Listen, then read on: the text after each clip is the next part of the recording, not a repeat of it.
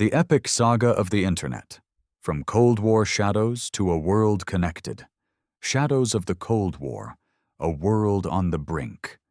Imagine a world shrouded in uncertainty, where the specter of nuclear annihilation loomed large. This was the 1960s, the height of the Cold War, marked by events like the Cuban Missile Crisis that brought humanity to the edge of oblivion. In this tense atmosphere, fear drove innovation, intertwining technological advancements with the relentless arms race. Every Soviet achievement in space or weaponry was viewed as a dire threat to existence itself. It was against this backdrop that massive, fortress-like systems were born, designed to shield nations from invisible foes.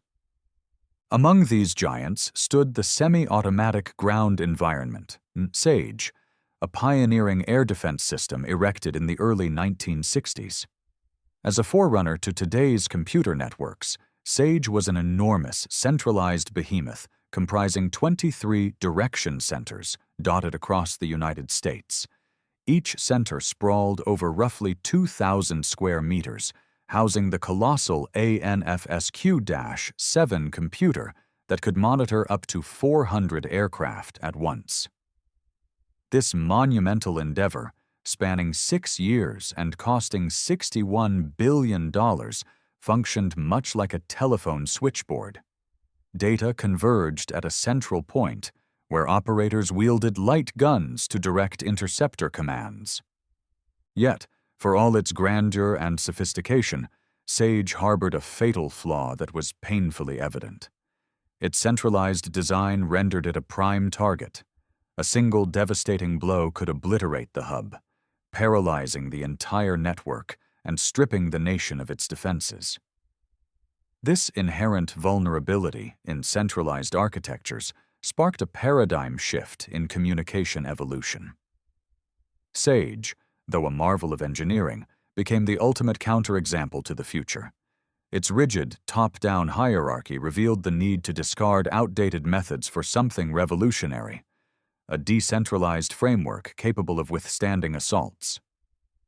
This pivotal realization set the stage for what followed, becoming the cornerstone of ARPANET's inception. The Dreamer's Vision, ARPA, and the Symbiotic Future. The year 1957 brought a jolt to American complacency when the Soviet Union launched Sputnik 1, the world's first artificial satellite.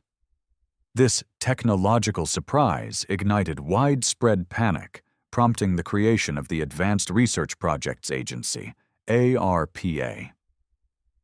Tasked with averting future shocks and securing U.S. dominance in innovation, ARPA bridged academia and military pursuits, though its contribution to the Internet story was more scholarly than bellicose.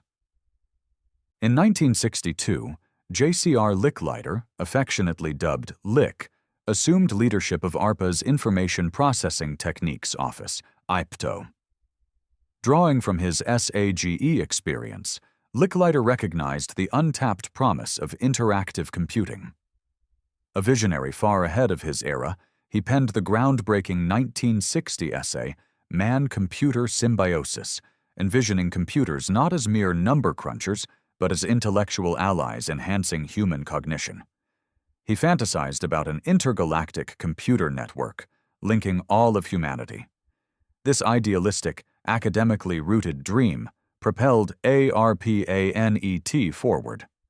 This perspective debunks the pervasive legend that ARPANET was engineered solely as a nuclear-resistant fortress.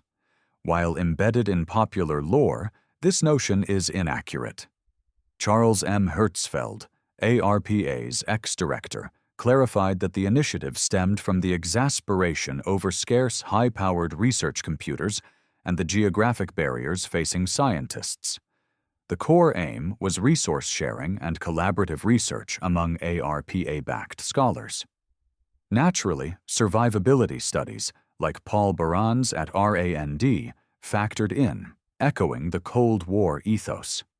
However, these were secondary to ARPA's primary scholarly aspirations. Thus, the myth, while Tied to the Times oversimplifies a nuanced tale where intellectual pursuits eclipsed martial ones. The breakthrough innovation. Packet switching emerges. Building a decentralized network hit a snag with the clumsiness of prevailing communication tech. Telephone systems relied on circuit switching, allocating a full, unbroken line for each transmission, inefficient for computers' bursty data flows, wasting over 90% of bandwidth. A radical alternative was imperative for an effective network. Remarkably, this innovation surfaced concurrently from two independent minds across oceans. In America, Paul Baran at Rand Corporation, commissioned by the Air Force for a post-nuclear communication lifeline, detailed in his 1964 11-volume opus on distributed communications, a method termed distributed adaptive message block switching. It fragmented data into compact message blocks, eventually packets dispatching them autonomously across the network for reassembly at the end.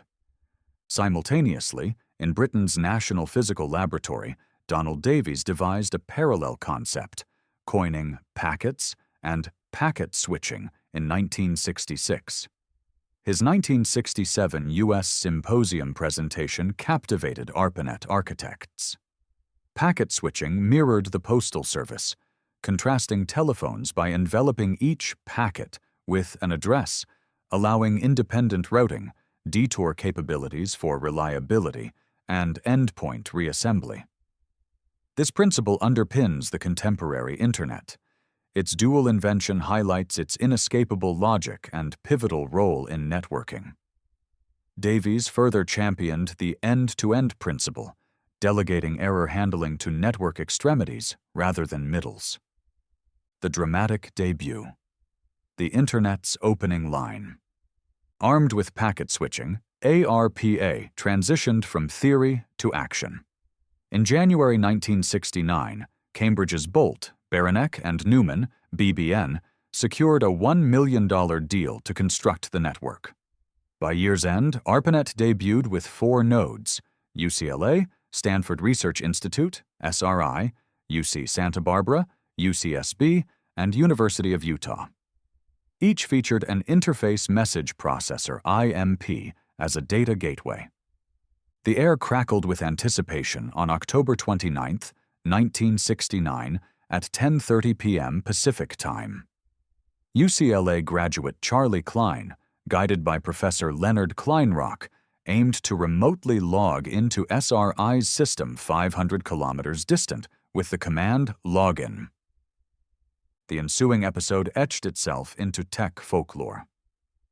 Klein entered L, confirmed via phone at Stanford. O followed suit, but G triggered a crash. Thus, ARPANET's inaugural message, and the Internet's first utterance, was a mere LO. This poignant irony underscores how epical triumphs often stumble at the start, born from trial and error in an imperfect world. Despite the glitch, this moment heralded a transformative era. Part 2. Weaving the global tapestry from messages, revolution in a few keystrokes, emails dawn. Post-ARPANET launch, researchers swiftly grasped its communicative potential. While 1964 saw intra-mainframe messaging as a makeshift efficiency hack, 1971 brought a true leap: email's formalization. Ray Tomlinson, BBN programmer, ARPANET's builders, pioneered this.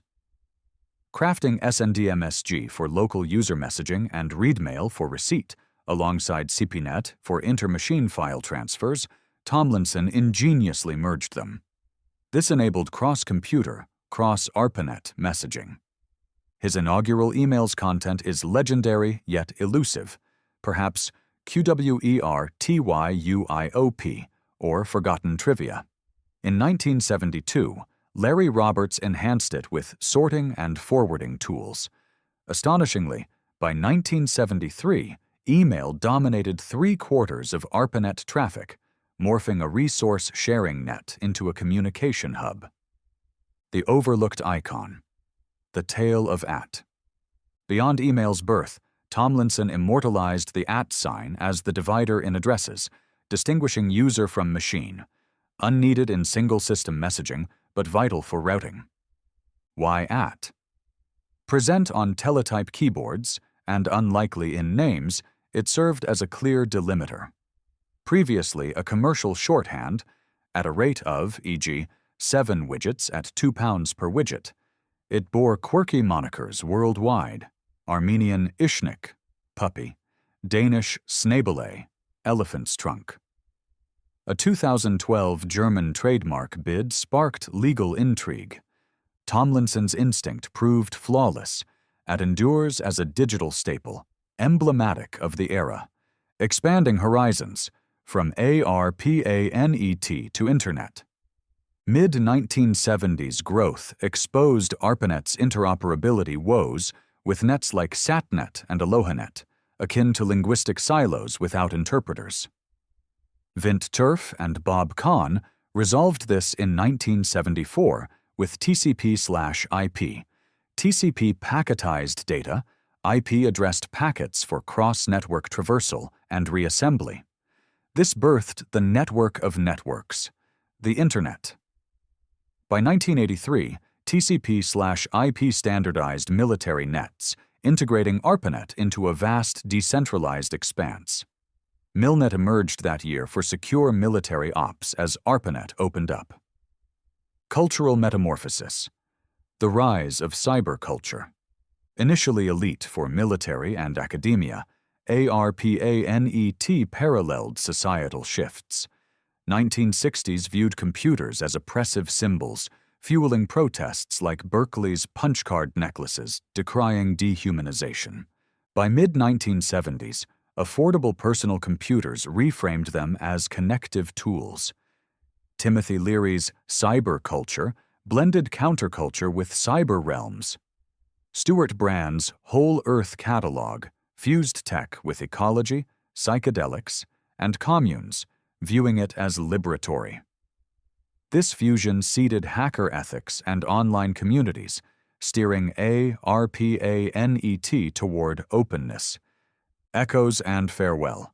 Internet expansion dimmed ARPANET's star. 1986's NSFANET became the backbone, supplanting the outdated Pioneer, decommissioned in 1990 after over 2 decades. Tim Berners-Lee's 1990 World Wide Web, bolstered by 1993's Mosaic browser blending text and images, democratized access, evolving an exclusive tool into a universal arena. The Internet's odyssey narrates how war's exigencies and scholarly zeal forged a phenomenon transcending origins, a testament to decentralization, endurance, and humanity's innate quest for linkage, birthing today's web.